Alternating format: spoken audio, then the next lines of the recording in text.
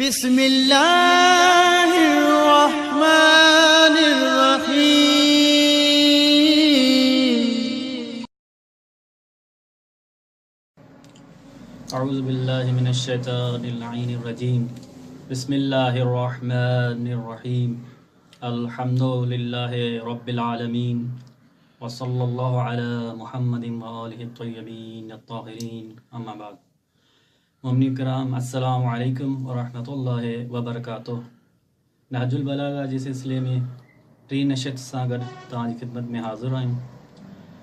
इनका पहिरियां जो गुफ्तगू खे अॻिते वधाइजे, ख़ुलासो पेश कजे गुज़िश्ता ॿिनि नशिस्तनि जो। सरसरी तौर असां गुज़िश्ता ॿिनि नशिस्तनि में नहजुल बलागा जे तारुफ़ पेश करण जी कोशिशि कई आहे ऐं उन में नहजुल बलागा जे मुसन्निफ़ जी ज़िंदगी जे बारे में भी कुझु आराइज़ पेश कया त शेख रज़ी अलैहि रहमा 47 साल साईं जी उमिरि हुई ऐं पंहिंजी वफ़ात खां 6 साल अॻु यानी 400 हिजरी में सैयद रज़ी नहजुल बलागा खे जमा कयो आहे ऐं 17 साल जी जिद्दोजहद ऐं मुशक़त खां पोइ सैयद रज़ी जमा कयो आहे नहजुल बलागा खे। साईं जी जीअं अर्ज़ु कई से विलादत 359 हिजरी ते ऐं वफ़ात 406 हिजरी ते 47 साल जी बाबरकत उमिरि साईं खे हासिल थी ऐं हिकु अहम कारनामो साईं जी ज़िंदगी जो सैयद रज़ी अलैहि रहमा जो नहजुल बलागा आहे। उनखां पोइ नहजुल बलागा जे बारे में हिकु शइ ॾांहुं मुतवजह हुजणु ज़रूरी आहे त मौला जेको इहो कलाम आहे नहजुल बलागा जो मौला जो, उन में बैकग्राउंड जेको आहे पस मंज़र उनखां बि वाक़फ़ियत ज़रूरी आहे। ॾिठो वञे त नहजुल बलागा में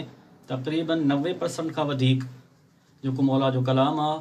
उहो उन वक़्तु जो आहे जॾहिं मौला जी हुकूमत हुई, यानी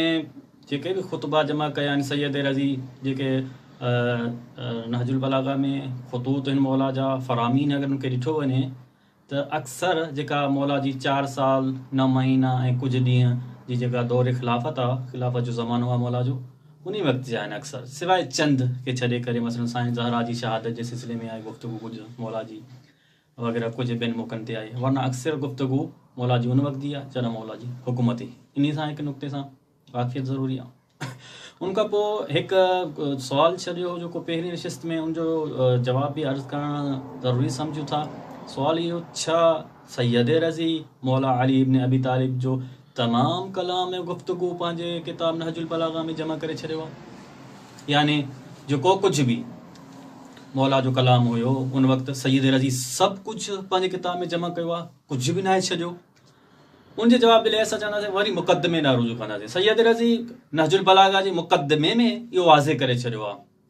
उनमें साईं जन फरमायो आहे त यानी मां इहा दावा नथो कयां वला अद्दई मा ज़ालिक अन्ननी उहीतु बे अक़्तार जमी कलामी। सैयद रज़ी फरमाइनि था मां इहा दावा नथो कयां त मां मौला जे तमामु कलाम खे जमा करे छॾियो आहे, बल्कि अॻिते फरमाइनि था ख़ुद इन मुक़दमे में नहजुल बलागा जे में, बल्कि जेको कुझु मूं जमा कयो आहे मुमकिन आहे जेको कुझु मूंखां रहिजी वियो आहे उनखां अञा वधीक मिक़दार में हुजे। मुंहिंजो जमा कयल जेको आहे मौला जो कलाम आहे मुमकिन आहे उहो थोरी मिक़दार में हुजे ऐं मां काफ़ी मूंसां रहिजी वियो हुजे मूंखां, हिकु इहो। उनखां पोइ जॾहिं असां ॾिसूं था त सैयद रज़ी खां तक़रीबन 1 सदी पहिरियां हिकु शख़्सियत गुज़री आहे,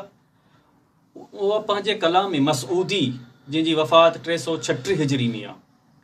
उहो चए थो पंहिंजे कलाम में पंहिंजे किताब मुरूज ज़हब में जिल्द नंबर 2 सिफ़ा नंबर 431 में तो वल्लज़ी हफ़िज़न नासु मिन ख़ुतुबिही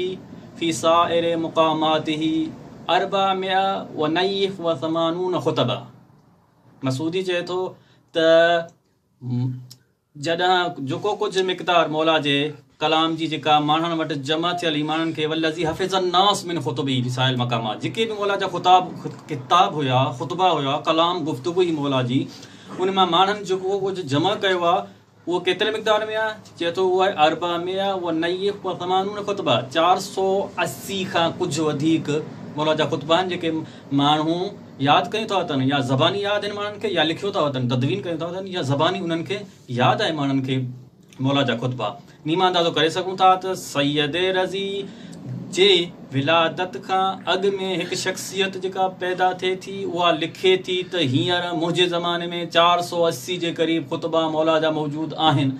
इन मां अंदाज़ो लॻाए ऐं सैयद रज़ी केतिरा ख़ुतबा जमा कया 241 ख़ुतबा मौला जा जमा कया जो मतिलबु आहे अधु खां वधीक तक़रीबन अधु जे बराबरि जेका मिक़दार आहे सैयद रज़ी जमा न करे सघियो आहे नाजुल बलाग में न करे छो सबबु उनजो वाज़े आहे त सैयद रज़ी पाण फरमायो आहे त मूंखे जिते फसाहत ऐं बलागत जो उरूज नज़र आयो आहे उते मां उन्ही कलाम खे ई जमा कयो आहे छो जो मुंहिंजो मक़सदु आहे मौला जे फसाहत ऐं बलागत वारे कमाल खे माण्हुनि जे आॾो पेश करणु ऐं माण्हुनि जे आॾो इहो चाहियां पियो तारुफ़ थिए त